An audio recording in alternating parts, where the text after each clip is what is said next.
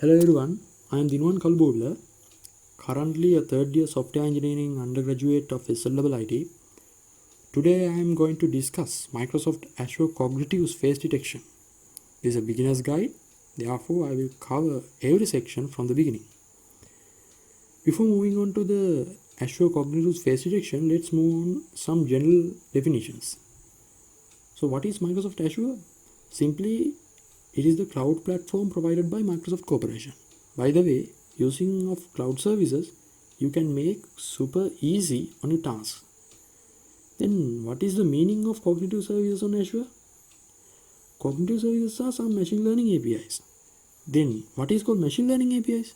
Machine learning APIs are built upon some predefined examples. When developing an ML script, you have to teach, otherwise you have to train your application. If you receive some kind of stuff similar to this, you have to perform this action. According to the particular request that your application get, the application have to perform the specific kind of response. So what are the available cognitive services on Microsoft Azure in addition to face detection? Text to speech, speech to text, that's a vice versa of that, voice typing, voice recognition, like that. Then what is face detection? Actually there is a definition from Microsoft documentation. I read that the action of locating human faces in an image and optionally returning different kinds of face related data.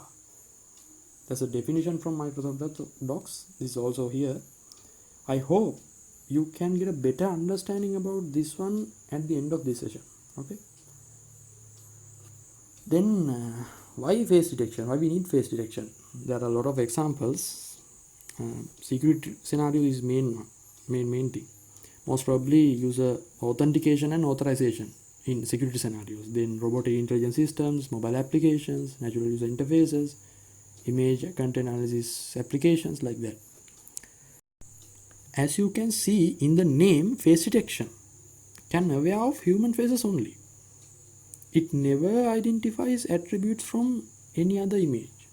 Therefore, we can include face detection as a service of image processing. Face detection is a sub-service of image processing.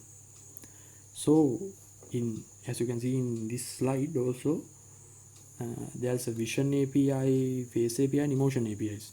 As I told before, cognitive services are machine learning APIs. In the image processing part, there are vision APIs, face APIs, emotion APIs, etc. So vision API provides you the descriptive information about the picture. It doesn't care about whatever the given image is, has not contained human faces. So it cannot identify human faces in detail. If you upload a picture, then through vision API, it receives simple content, simple description about particular image. But the face API and emotion API perform completely different tasks from vision API. Face API is focused only human faces and images. Then emotion API gives some facial expressions can shown from particular images, with anger, smile, what is the level of smile, angry level, like that. So what is called face API? Which is nothing but the brain of face detection. As I mentioned before, face API was developed using predefined ML identifiers, machine learning identifiers by Microsoft Azure Cognitive Team. Azure Cognitive Teams embedded those identifiers inside of face API. So we can't change those things. We are not allowed to access inside of face API, but only we can access the extension as an extension. We can access face API as an extension to our customized project. What is the basic understanding of machine learning? Let's take an image processing example on machine learning because it may be useful for today's session. Imagine there's an application which assumes any kind of image, but developer trained it to identify only pictures of something like animals. In this part, I take this as an elephant. It can only identify elephants. Okay, just think like that. Even though you could upload any kind of image other than elephant, it gives garbage outputs. Why? The developer has not trained the application for those inputs. Therefore, application can only identify the images of elephants. It doesn't matter whatever either Asian elephants or African elephant, because the developer trained the application with an example using general attributes of elephants. As example, what is the actual shape of elephant, like that. What is Face API? Face API provides algorithms that are used to detect, recognize and analyze human faces in an image. Here I have divided the definition into 3 phases. Let's see those in stepwise. In the detecting phase, pixel distribution of an image is self-evaluated by the Face API. According to the prior examples that Face API has, the given image is automatically tested. Because the hidden implementation of the Face API, so Microsoft Azure Cognitive team trained it using general attributes of human faces. Actually, those implementations are hidden to user. In the recognizing part, now detecting part is over. Then comes to recognizing part. Then in the recognizing part, it evaluates whether the identified attributes are in correct order. As an example, the head should be the upper one, then the eyes, nose, ears, mouth, then the bottom part is lips, then chin, like that. If those are organized orientation, Face API automatically retrieves the rectangle pieces that surrounded with the identified face, each and every identified face. Most of the time you could see in this rectangular framing on Facebook photos also, because we call it actually Facebook tagging feature. Throughout of the rectangular frame, Face API can coordinate the location of an image. If there is more than one image, those faces are identified from smallest to largest to smallest. So in the analyzing part, Face API returns the JSON document, JavaScript object notation, which take the information of each identified image. Then the JSON data included both face attributes and face related attributes. The values of the attributes are represented as probabilities, because in the analyzing part, some statistical algorithms are involved into there. The reason of having JSON data is you can attach JSON document in any kind of technology that you prefer, because in the general notation, JSON is the most common one that any program, any developer use to sending data via any kind of API. No matter what is the platform that they are using, either Spring, .NET, Core, either doesn't matter, the Express also. So what are the things that included in above JSON document? The first one, most important one, Face ID. This is the primary key to understand each and every face separately. Then the face landmarks. By default, there are 27 face landmarks listed in the Face API as below. This is also from the resources of Microsoft documentation. Then most important one is face related attributes. So here you can see some face related attributes: age, blur level, then emotion, exposure of the face, like glasses, hair, head pose. Most of the attribute we are discussing later.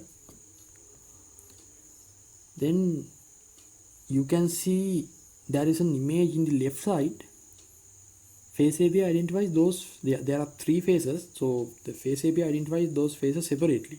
That is why it was returning the rectangular frame surrounded with all 3 faces. On the right side, you can see the Cartesian parameters included in each and every face, like top, right, bottom, left, like that.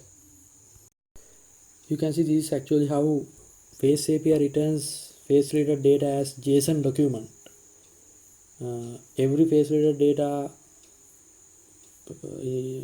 listed in here inside of JSON array. Let's see one by one. First one, blur. The blurriness of the face in the particular image. Then these are one of the elements inside of that particular JSON array. Then inside of that element, the blur element, there are two variables. One is qualitative variables, other one is quantitative variables. The qualitative value of the blur level is low. Then the particular quantitative value of that qualitative variables is 0.1. Actually, this is a probability because it never exceeded 1 and it never gone down under 0.